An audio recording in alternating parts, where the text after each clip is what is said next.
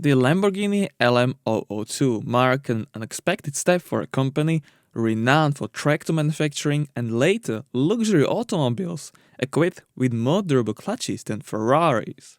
Despite ferocious wealth, his company teetered on the edge of bankruptcy in the 1970s. The decision was made to embark on the creation of a US all-terrain army truck.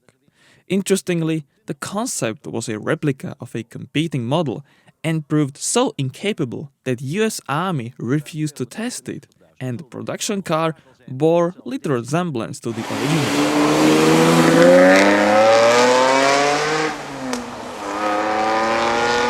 The LM002 was one of the first in its class, defining a luxury SUV. However, luxury wasn't its initial goal. The LM002 had military roots, aiming to generate more revenue and stave off bankruptcy. As the M151 4x4 was aging, the US Army sought a new all-terrain vehicle to replace it. Several attempts were made, including one by Lamborghini with no doors and a rear engine placement.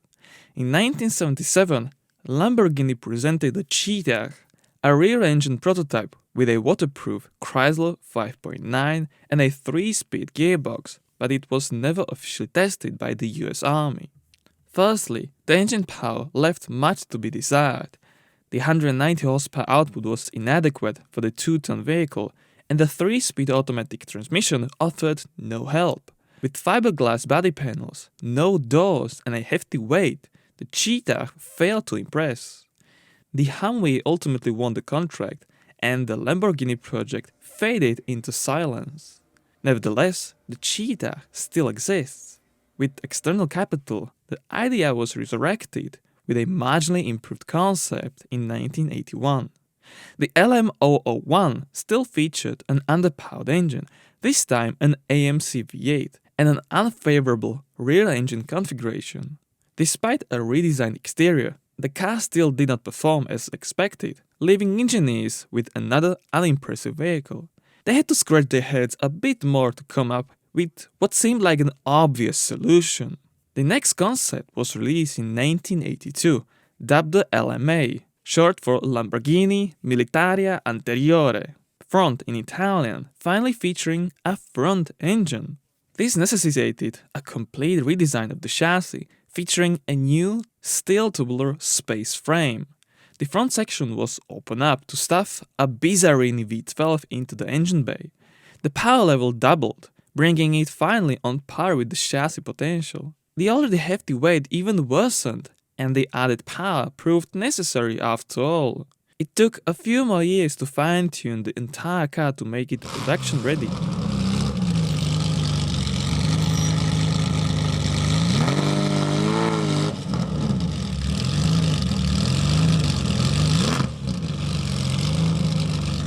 In 1986, after a decade from the Cheetah reveal, the Lamborghini LM002 was introduced, and it was significantly heavier than the original Cheetah. The power increased from 190 to 450 horsepower, and the weight from 4,500 pounds to nearly 6,000 pounds, despite using aluminum and fiberglass body panels with an aluminum V12 unit. The production model was no longer aimed at military use. The target clientele were those who could afford Lamborghini's supercars, and the Countach was impractical for their use. The Lamborghini may seem like one of the pioneers in this category, and unlike the Spartan interior of the prototypes, the LM002 featured all the luxury items like air conditioning, tinted windows, or premium audio system. It was kinda a usable automobile that meant business, ideal for celebrities, Iraqi and Libyan politicians, or Colombian narcos.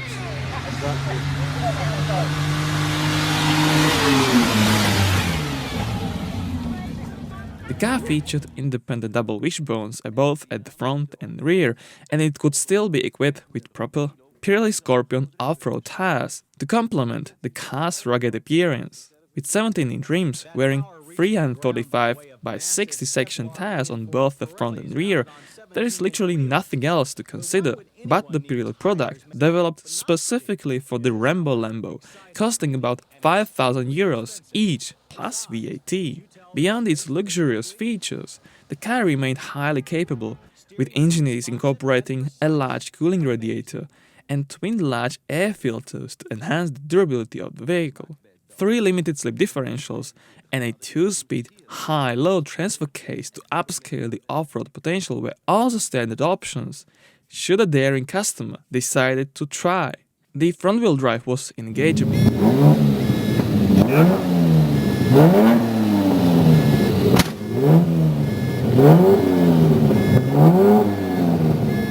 The ludicrousness of the LM002 was amplified with the engine taken from the Countach. The fuel-injected 5.2-litre V12 engine delivered reasonable power at the expense of impractical fuel economy ranging between 6 to 11 miles per gallon. Only a little over 300 people on Earth were fortunate enough to purchase this extravagant automobile, and there are a few that no longer exist. The 0 to 60 miles per hour time of 8 seconds was decent for its time and size, but Lamborghini offered an under-the-counter option that was also sold.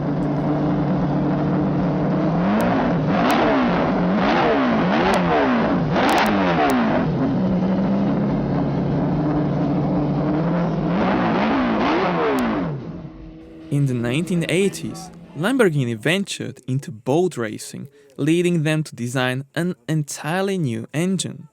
Unlike the automobile unit, this engine was significantly larger, starting at about 7 liters, bearing no resemblance to the Bizzarrini V12. The concept, known as the LM004, featured various amenities like a phone and a refrigerator, but its highlight was the L804 7.2-liter powerboat engine. However, the idea was swiftly abandoned due to the engine's weight and handling issues. Nevertheless, Lamborghini did eventually produce some marine-powered models. The powerboat V12 was one piece of a huge engine that could have been expanded to a 9.3-liter displacement, capable of delivering 770 horsepower with a low compression ratio and a carburation. Its 8-liter counterpart, boasting an 11:1 ratio, was rated at over 900 horsepower. This engine has the capability to propel powerboats beyond 160 miles per hour.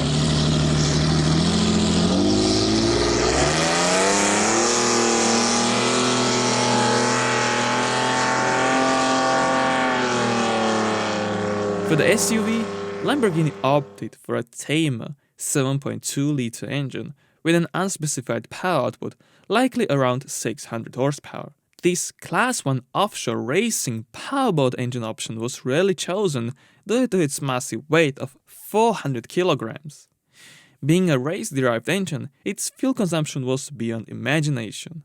Nevertheless, a 76.6-gallon fuel tank alleviates concerns. It does sound meatier and its torque is wildly different.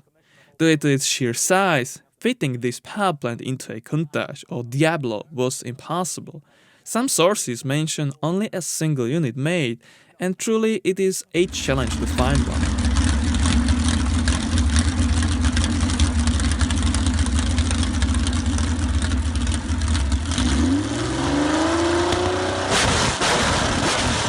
There were over 800 orders for the Lamborghini LM002, but due to complicated production processes and a low profit margins on the car, the management decided to discontinue the model after fulfilling over 300 deliveries. The LM002 gained popularity among Libyan and Iraqi leaders. The nickname Rambo Lambo stuck as Sylvester Stallone purchased one in the past, and so did other notable figures like Keke Rosberg, Mike Tyson, Eddie Van Halen, Tina Turner, Beyoncé, and even Pablo Escobar. Motor1 perfectly described the car. It screams like a supercar, steers like a bus, handles like Mount Rushmore, drinks like a top-fuel dragster. The LM002 had an initial cost of about $120,000 in 1980s. Throughout the early 2000s, the price stabilized around $100,000. In the present day, it has surged to approximately $300,000 to $500,000. Adjusted for inflation, this current price range aligns closely with its 1980s value.